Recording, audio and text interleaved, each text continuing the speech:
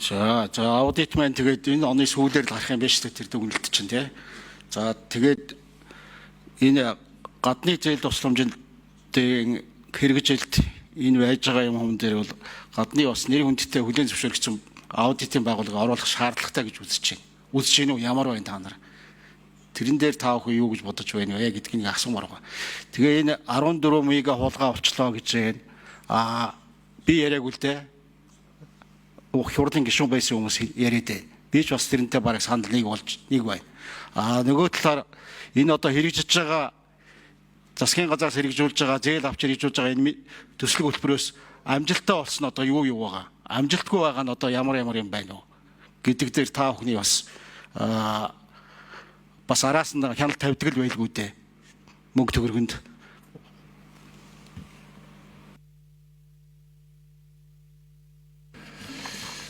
За нарантай дарга яана. За энэ юуг та мэдж байгаа юм нарантай. Сая байнгын аудитаас бидэнд тус сургуулсан байгаа. Засгийн газрын өрийн удирдлага 2023-аас 25 оны стратеги баримтчгийг хэрэгжилдэхэд энэ дээр бол гүйцэтгэлийн аудитын тайлан гаргаад бидэнд хүргүүлсэн. Байнгын гишүүдэд бас хүргүүлсэн байгаа. За нэмж хариулах уу? 5 номер дараагийнх нь Сангиам. За гамбат гишүүний асуултанд нэмж хариулъя. За олон улсын эрхтэй аудитын байгууллагаар аудит хийлгүүл эдгээр маань яг стандартаараа аудитын олон улсын стандартаараа баталгаажуулах аудитыг бол хийж гүйцэтгэдэг.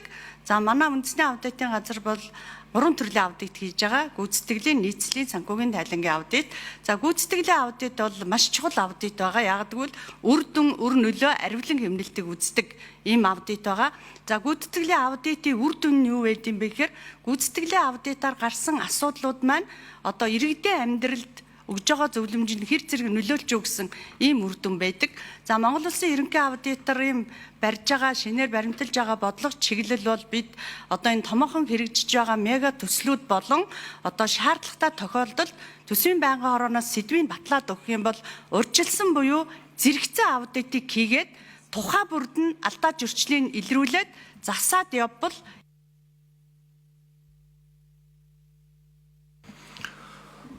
6 номер дэлгэр жаргал.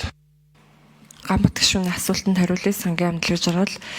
Гадаад зээлд нэгэнт одоо гэрээ хэлцээр нь байгуулагдсан төслүүдтэй хэрэгжүүлэхдээ сүүлийн 2 жил бол сангийн яамнаас яг энэ хэмнэлт нэгдүгээр хэмнэлтийг хоёрдугаар техник үйл ажиллагаануудыг бууруулах тухайн төслийн одоо бүтэц дотор нь зөвлөх үйлчилгээ, судалгаа, сургалт гээд урсгал зардлын шин чанартай ажлуудыг бүхэлд нь одоо хойшлуулах зогсоох юм арга хэмжээнүүд хийж байгаа. Тэгээ илүү яг тухайн төслийн хүрээнд яг эцсийн яг ямар үр дүн гарах тэр ажлыг нь илүү чиглүүлэхдээ донорууд болон хөгжлийн санхүүжилтийн байгууллагуудтайгаа бид нар хэлцээрээ. За энэ жилийн хувьд 173 тэрбумыг яг ийм зардлуудаас гаргаж аваад одоо 14 мега төслийн 2-т нь байгаа 2 нь явж байгаа газрын тос эрдэнэ бүрэн дээр хуваарлах ийм зохицуултуудыг хийсэн. За 90 онууд ч гэсэн яг энэ ажлуудыг хийгээ явж байгаа. За дээрэс нь яг энэ гадаад зээлийн төслүүд дээр нэг онцлог нь улирал тутам тухайн одоо донор байгууллагуудаас ажлын хэсэг хэрээд хяналтууд хийгдээд энэ төсөл дээр ямар алдаа дутагдлууд байна, одоо хэрэгжилтэн дээр юун дээр анхаарах уу гэдэг дээр зөвлөмж өгөөд хэрэгжилтийг нь бас ингээ хангаа явдаг.